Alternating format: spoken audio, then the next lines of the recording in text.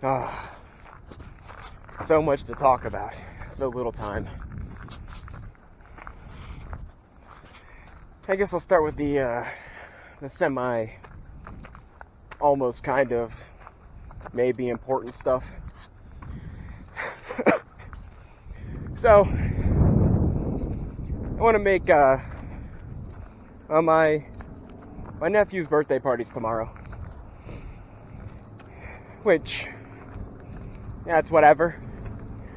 I was planning on kind of flipping a coin. You're probably thinking, he's family, you should go. That's not always the case. I am going to go. But it's much like many family instances, is that family doesn't really mean much in this place. And considering the frequency that I actually see my nephews,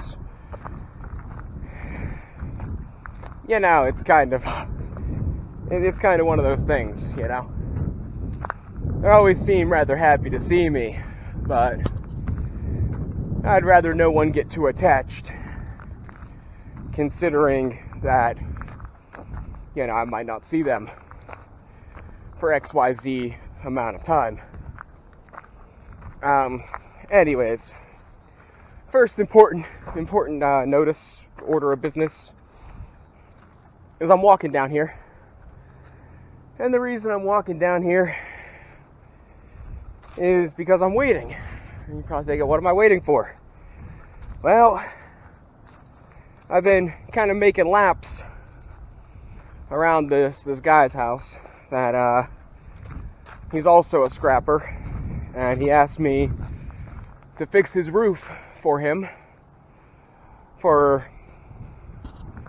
some amount of money, I think. He helps me out on occasion, so I don't press the issue too much.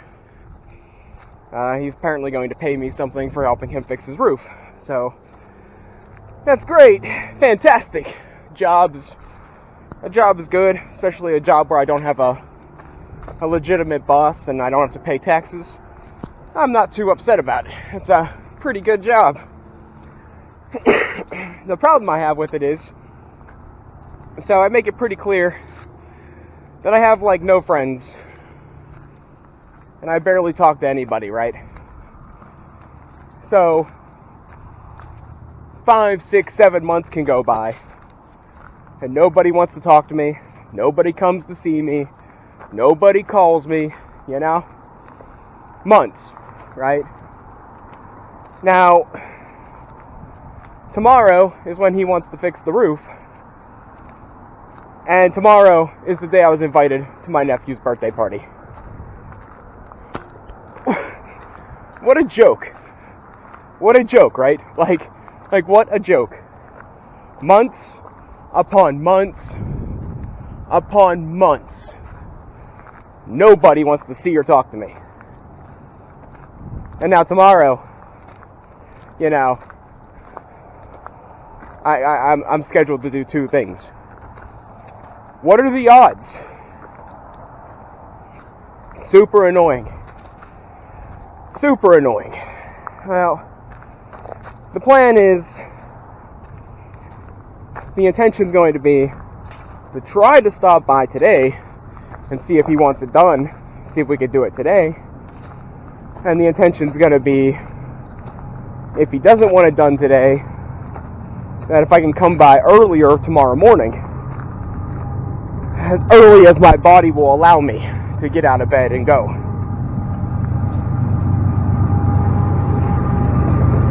There's our well-scheduled train.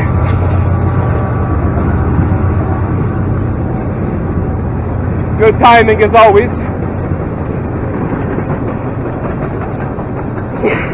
So the plan's going to be to try to catch him today and see if we can do it now or schedule it early in the morning.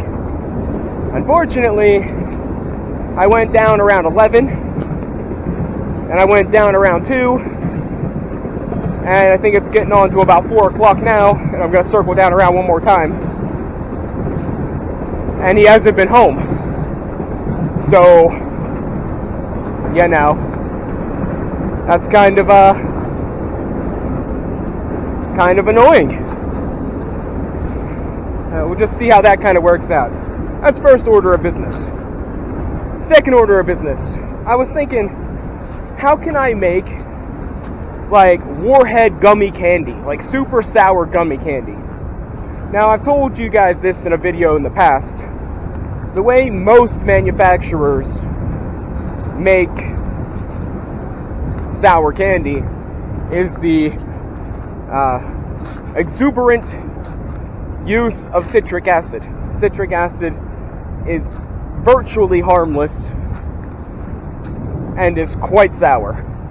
It's what you find in lemon juice, lemons, most citric fruit, given the name, and it's used for a preservative, but it's also food grade and very sour. So I was thinking, how can I make gummy candies that are extra sour? And I wanted to make them some funky shape or something. I think there's another trade.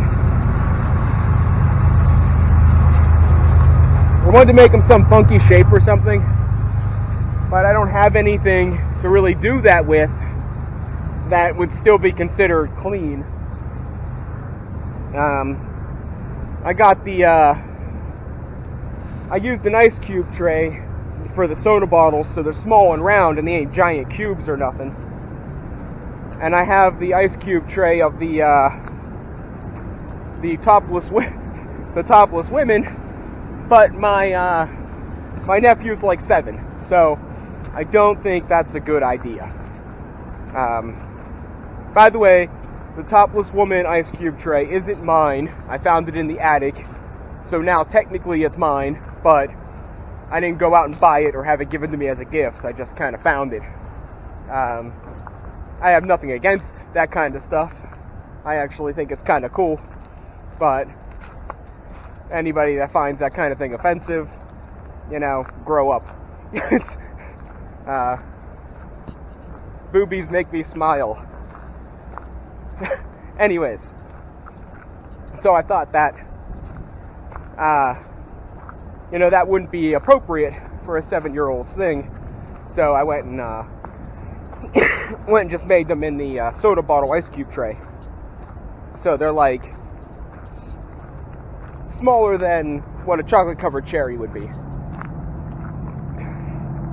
So they wouldn't be, too huge, and they wouldn't be like ridiculously small either. I'm not even going down there because the train's still going, and that's just going to be annoying. So we're going to keep on going. Now, so I have these made, and they're chilling in the fridge.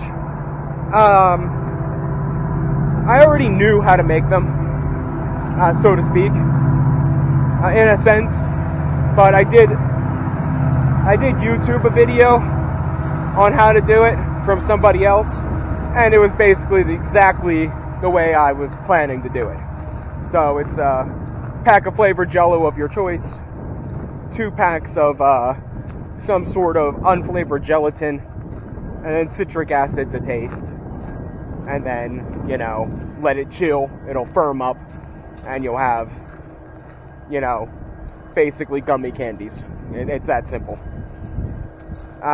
What I did take from their video that I wasn't going to do is they rolled them in sugar and citric acid on the outside. And I thought that was kind of a clever idea that I didn't think of. So I plan to do that. Kind of give it that extra sugary zing. So I do plan to do that. Now, I told my grandmother, for obvious reasons, that I do plan to go to my nephew's birthday party. Like I said, don't completely ask me why. I can't. It just feels like something I should do. Whether it's a good idea or a bad idea, it feels like something I should do. And I like my nephews to a degree. So yeah. But now, she's like, oh, I wish you would have told me earlier, because I got to get a birthday card and put money in it with your name in it. And I'm like, first off, no, you don't. You don't have to give them a card for me with money in it. They're 7 years old. You know, their parents should be giving them money. And you don't have to fake it on my behalf. I said, I already planned to make them something. And that was the jelly candies. Now, she's like, I go back downstairs and I get ready to do my next round to go see if my employer, if that's what you would like to call him, was home. And she's like, you can't take alcohol there. And I'm trying to process, like, does she get paid extra for being a complete bit? Annoyance? Because, like, I don't know, like, you guys watch my videos, if you guys watch my videos, you'll notice that this isn't beer, by the way, but you notice that there is quite often, more than not, that I'm drinking in my videos when I'm walking, and that's pretty much the only time I drink. Like, I drink when I do stuff. I don't just sit in the house and down 6-packs, you know? So I don't know why she's giving off this here air that I'm some sort of alcoholic, but she said this off of the fact that I was making my 7-year-old nephew a gift. So I was like, darn it, you caught me. Now what am I supposed to do? I can't get my 7-year-old nephew drunk. And then I walk back down the stairs in a little bit before this walk, and I'm like, you don't have to worry about it. There's a bar next door, so if I get that alcoholic urge, I can just run across the street and get a drink real quick. It's so freaking annoying. It's so annoying. Because I'm the furthest thing from an alcoholic. I enjoy me a good drink, and I enjoy drinking in excess when I drink, but I don't drink all the time. You know, I barely drink once or twice a week anymore. So I'm far, far, far from an alcoholic. But, you know, people keep giving that impression to other people. Or my brother has said this twice. You can't bring beer here. You can't bring alcohol here. And I'm like, okay, I'll try to make it through. I'll see what I can do. If I start getting the shakes, I might have to run. Yeah, it's just so freaking annoying. Like, I seriously, like I said, I'm basically a pacifist. I don't like violence. But things like this, I would really like to just punch one of them in the face. Including my 80-year-old grandmother. I'm like, what is your goal here? What is your goal? What are you trying to do? See how much you can aggravate me till I finally snap? Like, God, it's so annoying. And I was on the bus, and I was headed back, and I was talking to a couple of dudes, some of the regulars. I don't really know their name. I know the one dude's name. Doesn't matter, not the point. And the other guy is like holding a bottle of liqueur, and I was like, I was gonna ask you what you got, and he was like, oh, I got something, and I'm like, yeah, I haven't drank in like 3 weeks. And he's like, oh, I'm so sorry, I didn't mean to. And I'm like, what? I'm not a freaking alcoholic. I haven't drank in like 3 weeks because I'm trying to quit smoking. Like, why does everybody automatically assume I'm an alcoholic? It's an energy drink. It's not a beer. I swear. Oh, excuse me. Anyways. So that's two things that just really, really irritated me. Or made me feel some sort of way. I'm like, where do you get off? Like what's your goal? I swear, she's not going to be happy until I walk out that door and she has the place to herself.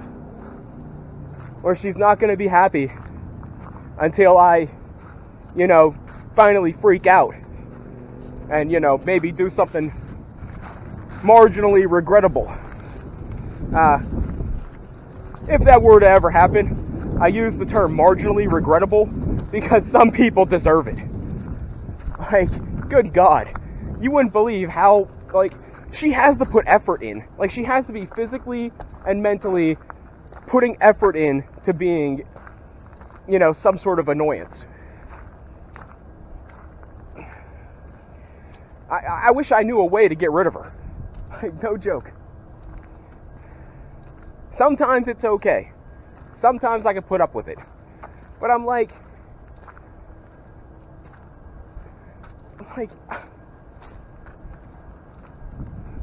I'm still rather young. I work for money.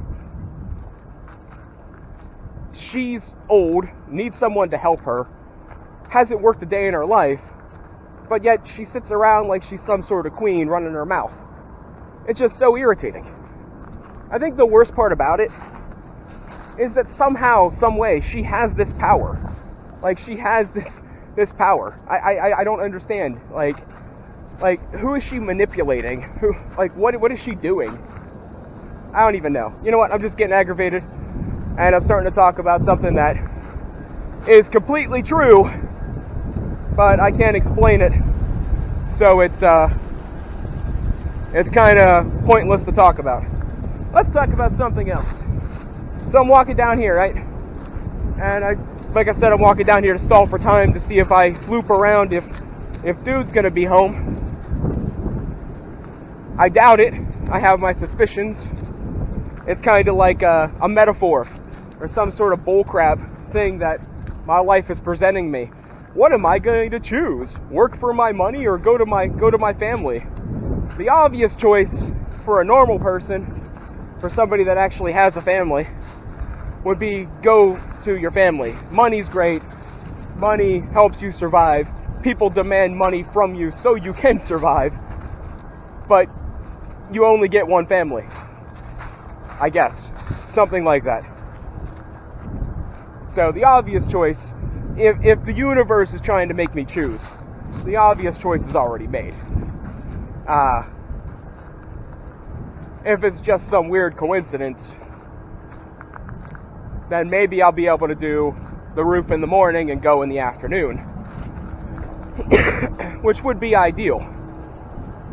Actually, to be ideal would be just do it today, so that I can shower tonight, and then tomorrow I could already be ready, instead of getting up tomorrow, going to do the roof, going to shower, and then going straight out to the party.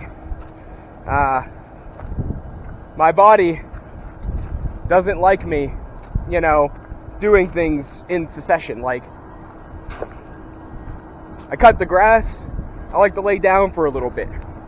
I go and collect a big bag of copper, and I carry it all the way back. Once that job's done, I like to lay down for a little bit. I don't like going and being like one job to the next job to the next job, or trying to work 8 hours straight doing something. It's just, at some point, it drains it drains what I am. And I'm like, I get all zombie-like. It's like the same thing happens when I'm hungry.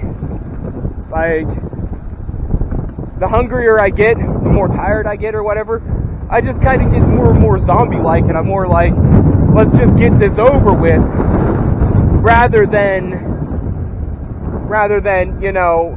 hey, I'm here to do a job, let's go ahead and do it. I'm more like, good God, when will it end? Yeah, now, I was going to, if I would have knew the party was tomorrow, I would have made the candies yesterday and did a video of it, because I did have the house to myself. But in retrospect, there are many videos of this. There's a bird standing still in the air. That would be a hawk. The wind is so bad that it just kind of like levitates. That's a big one. That's what she said. Sorry, I've been in a bit of a mood for the last bit. Really kind of unfortunate in some ways. My headspace has been in the gutter a bit. Which, once again, there's nothing wrong with that. It's just better when you have an outlet. Anyways, so I'm just about out of here. I don't want to drag this out too much. I think I pretty much touched upon the things that were on my mind at the moment. There's not much else I don't really have much else to really talk about. I did get an Easter present. I don't sure if it was from her or from somebody else. But I got a big peanut butter melt-away egg, right? I had this smart idea. I was going to try to eat the whole thing. I literally got about a third of the way through, and I felt like I was going to, like, projectile vomit. It's only about a pound. But yeah, I got to about the flour on top, and I was like, okay, I'm done. I concede. I forfeit. Which is kind of good, because then I'll have some for later. But I was talking to the people on Poke Paradise, and I was like, I'm going to eat this whole peanut butter melt-away egg in one sitting. It's like I'm going to microwave it and drink it with a straw. I still play, but not really. I mean, I log on, I talk to some people that are worth talking to, I hatch a bunch of eggs, maybe, go do a raid or something, and then that's pretty much it. Oh, I do it to waste time. That's all it is. It's like, am I going to watch some stupid crap on YouTube? Or am I going to hatch a couple eggs on Poke Paradise? Or am I going to sit and stare at a wall? Flip a coin. What's the lesser of the three evils? So I usually rotate. I'll play for about an hour. Then I'll watch garbage on YouTube for about an hour. Then I'll go back and play for about an hour. Then I'll stare at a wall, contemplating why my life is the way it is. Then I'll go back to YouTube for an hour. So, yeah. Let's talk about my energy drink. So, yet again, I was coming down here, and I think there was like a pizza guy, and somebody that looked mildly attractive drove by, and I was looking, and I brushed my can, the energy drink can, against my sweatpants, and it slipped out of my hand, and it got like the tiniest little itty bitty hole in the side of it, and it was like spraying out caffeinated, carbonated goodness. So now when I carry it, I gotta carry it like this, because my finger gotta cover the hole, so I can drink a majority of it before it leaks out, and I don't have to guzzle it. Yeah, that's that. I'm done. I don't think there's anything else worth talking about or complaining about or anything. Not like anybody cares anyway. Like I said, I keep telling myself it's a form of therapy. I say it out loud and it makes me want to bang my head off a wall a little less. Makes me think it out like, yo, okay, so this happened, that happened, and this happened. It's all really freaking stupid. What can I do to change it? That's right, not much of anything. So, back to trying to ignore it. Thanks for watching, guys. I'll probably get about 20 yards down here and be like, oh yeah, I forgot I wanted to say that too. It is what it is. I don't know of any future developments, I'm probably going to start branching out to different areas to hike to see if I can find anything else, but I don't really have a concrete plan for any of that. Alright, thanks for watching, and I'll catch you guys next time.